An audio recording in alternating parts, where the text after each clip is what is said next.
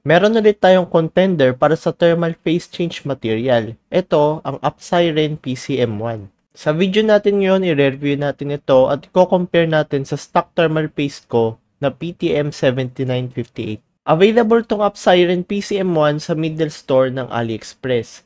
Dahil mahirap mag-asikaso at mahal din ang shipping, nagtry ako ng ibang store sa Lazada named Middle999. Similar sa name ng store ng AliExpress. I asked kung same lang ba yung binibenta niya at nung store sa AliExpress. Sabi niya, yes. When compared sa na-receive kong item, mukhang identical naman sa reviews ng sa AliExpress store. Same din sila ng items. With this, I think I can give this the benefit of the doubt na legit itong Upsiren PCM1. Based from other reviewers, okay din itong Upsiren PCM1. On par with PTM7950 according sa Snark Domain, at better than PTM7950 and even on par with liquid metals, which is very good according sa Tom's Hardware. When applying this product sa laptop or PC nyo, same lang din yung procedure sa ibang phase change thermal pad.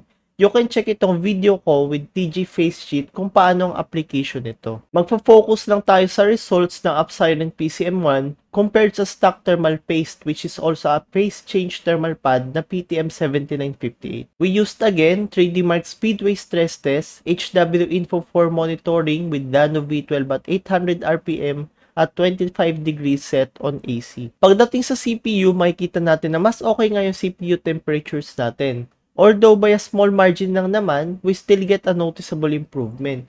We can see na barely touching yung temperature ng Upsiren PCM1 compared sa PTM7958, which is good. Sa GPU naman, higher yung temperatures natin compared sa stock, but it has the same results do sa TG face sheet natin, na mas mataas yung power draw resulting into higher temperature. Of course, with these kinds of results, wala tayong detected na thermal throttling. May recommend ko ba itong Upsiren PCM1? Of course. Nakita natin na mas maganda yung performance ng Upsiren PCM1 compared sa PTM7958 na nasa laptop ko, and of course pati na rin yung TG face sheet. Yung link kung saan ko nabili itong product, pati na din yung links ng mga references ay nandyan lang sa description. So yun lang guys, don't forget to like, comment, and subscribe. See you again next time.